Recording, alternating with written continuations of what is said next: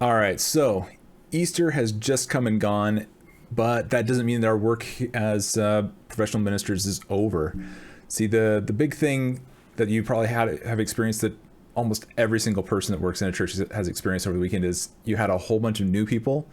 You probably had a whole bunch of those Christians that only show up on Easter and Christmas show up. And now is a great time to go and re-engage those people, or engage them for the first time, as the case would be.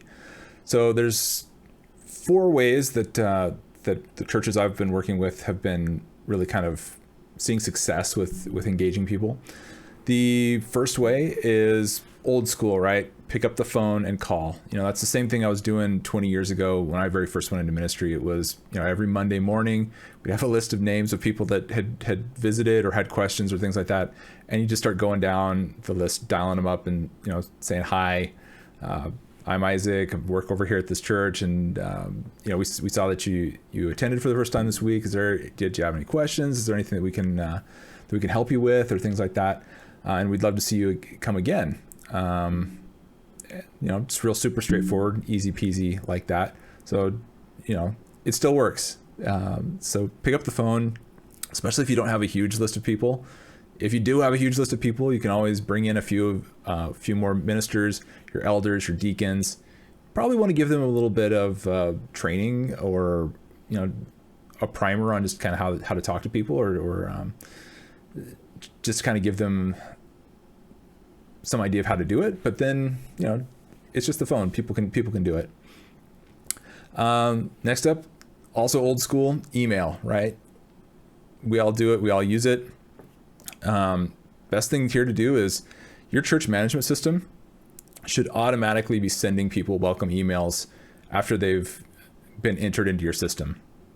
So I actually have some free templates. You guys can feel free to download those. I'll keep those in the link below. Just send emails and say, hey, we saw that you've visited your first time. I'd love to hear back from you. And that's an important thing, right? Ask if you can ask them questions, then when they respond, there's a better chance for them to end up having all future emails from you approved. Sometimes you're going to need to send more than one email, because sometimes it'll pop into their inbox and they'll think, okay, well, that's really great. They emailed me, and they'll read it and everything. But then, like they've got other stuff going on, or they're out and about, on their phone, and they saw it. And, that just means that a few days later or a week later, just send them another email and just say, hey, just wanted to check in with you again, see how you're doing. Is there anything that we can do for you? And people will appreciate that. They're not going to freak out over you doing that. I think a lot of churches are kind of freaked out, like, if I message these people, am I bothering them? Well, I mean, they showed up to your church, so they have some interest in what's going on at your church. So be friendly and reach out to them. Personalized video would be the third type that I see used. I don't see it used as often, but it's super simple and easy to do. Again, you can just integrate it with your church management system, and like Bonjoro is a great one. I don't make any money or anything off of them. I just think it's a really simple one to use. It shows up on your phone again. It just shows you a list of, hey, here's some people that that you need to just create some quick videos for, and you just jump onto your phone and you just welcome them like you'd welcome somebody the first time they walk into your church, and you just say, hi, how you doing?